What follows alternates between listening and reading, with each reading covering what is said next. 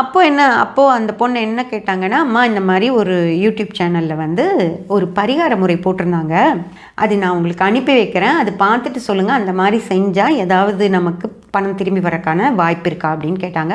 சரி அனுப்புங்கம்மா அப்படின்னு சொல்லியிருந்தேன். ஆக்சுவலாக எனக்கு வந்து தெரியும் பரிகாரம் அப்படின்றது ஒன்றும் இல்லை, ஆனால் அந்த பொண்ணு மனசு சங்கடத்தில் இருக்கே, சரி அனுப்புமா பார்க்குறேன் அப்படின்னு தான் சொன்னேன். அப்படி கூட நான் ஏதாவது ஒரு கோயிலுக்கு போக சொல்லியிருப்பாங்க, கடவுளை ரொம்ப மனசார வேண்டிக்கோங்கன்னு சொல்லியிருப்பாங்க அப்படின்னு சொல்லி தான் நான் நினச்சேன் ஃப்ரெண்ட்ஸ். பார்த்தா இப்படியெல்லாம் கூட விஷயங்கள் இருக்கா அப்படின்ற மாதிரி இருந்துச்சு. இதையெல்லாம் நம்ம மக்கள் நம்புகிறாங்களா அப்படிங்கிற மாதிரியும் இருந்தது. பாவமாக இருந்தது. எதை தின்னா பித்தம் தெளியும், தான் கஷ்டம் எப்போ தீரும்னு இருக்க மக்களுக்கு இந்த மாதிரியெல்லாம் சொல்கிறது, அவங்க இன்னும் ஏதோ நம்பிக்கையோடு செய்வாங்களா, இதெல்லாம் நடக்குமா, எப்படி அந்தளவுக்கு நம்ம மக்களுக்கு புத்தி வேலை செய்ய மாட்டேங்குதுன்னு எனக்கு புரியல.